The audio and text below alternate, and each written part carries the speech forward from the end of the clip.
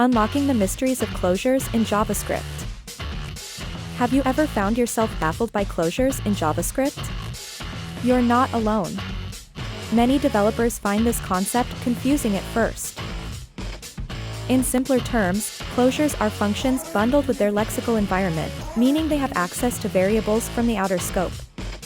They're like a backpack holding all your variables. Let's imagine we have a function that creates and returns another function. This returned function retains access to the variables in the outer function. Why is this important? Well, closures allow you to control what can and cannot be accessed in a function.